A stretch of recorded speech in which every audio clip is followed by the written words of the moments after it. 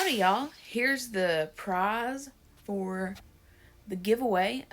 This is what Ashton requested. She requested the dragons from Game of Thrones, and after we bounced a few ideas off each other, we came up with the dragons all together.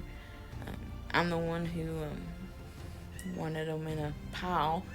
And there's Lou making his cameo appearance of crying at the door.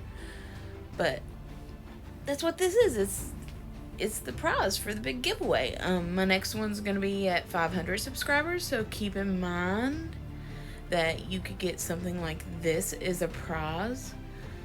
I asked if she wanted a traditional painting or if she'd be cool with the digital painting because I still really wanted to play around and Procreate, and she said yes. I'm so glad she did. I got to experiment with so many different things, and where I'm finally getting better at navigating the program, as you can see with me making the head bigger and the wing bigger. I'm just really excited about this program. It just makes so much, ooh, I love it. I can't even describe how much. But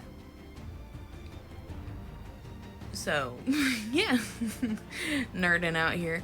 I originally just came up with them sleeping in field, and Drogon Drogo was kind of protecting the littler dragons, keeping an eye out for food or someone to come up disturbing them, and put some little sheep back there. It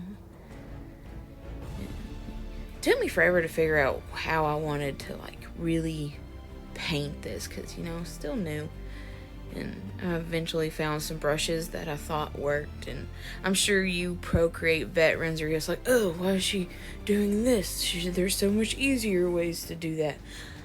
I'm aware. I'm still learning, and I did what I could with the knowledge I have.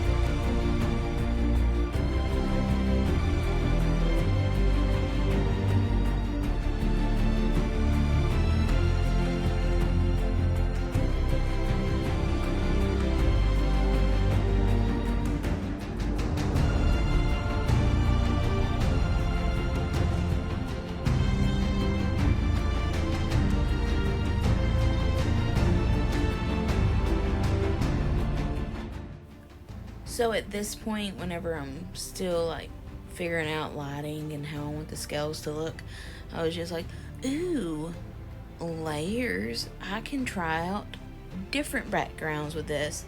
Originally, Ashton wanted me to try to do one of the castles from Game of Thrones, but it just wasn't working. So I ended up creating a night scene instead, and I really dig it.